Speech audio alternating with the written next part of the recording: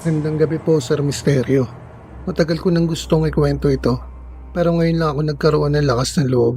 Hindi ko alam kung tatawagin ko ba itong kabaliwan, sumpa, o kaparusahan sa ginawa kong mali. Pero isang bagay ang malinaw.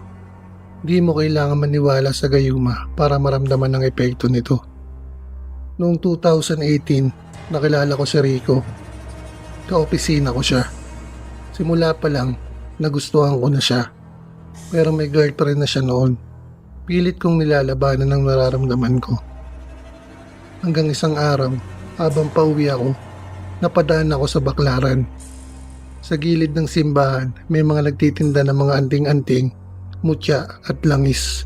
Nakatayo ako noon nang mapansin ko ang isang maliit na bote na may pulang likido na may label na pangbalik ng minamahal. Hindi ko alam kung anong nagtulak sa akin pero binili ko iyon.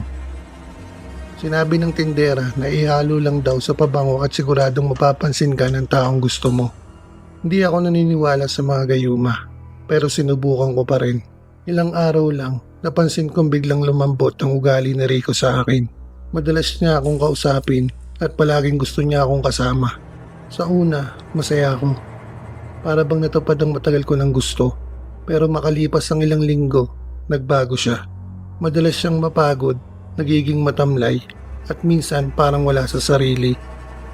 Hanggang isang gabi, habang magkasama kami, bigla siyang nagsuka ng likidong kulay pula at itim. Amoy bulok, parang langis. Kinabahan ako, pero sabi ng doktor, wala naman siyang sakit.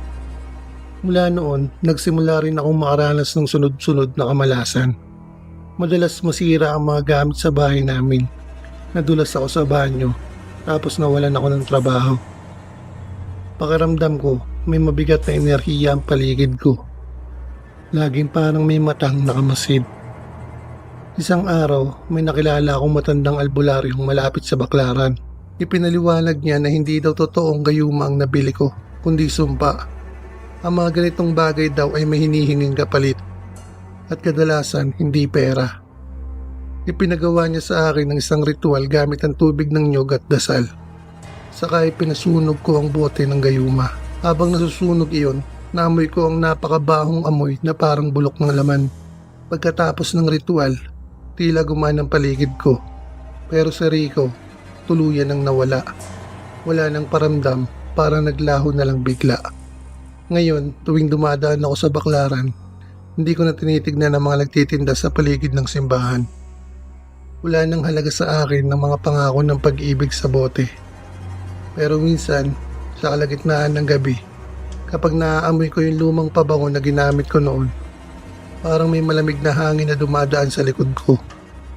Minsan, iniisip ko, baka hindi pa tuluyang tapos ang epekto ng ginawa ko. At sa tuwing naiisip ko yun, nananaginip ako ng mga mata na pulang-pula, nakatitig lang sa akin sa dilim. Hanggang dito na lang po ang istorya ko. Muli po, Sir Misterio. Ako po si Lara. At mula noon, natutunan ko ang pag-ibig na pinilit ay may kapalit na hindi magugustuhin. Bayaran.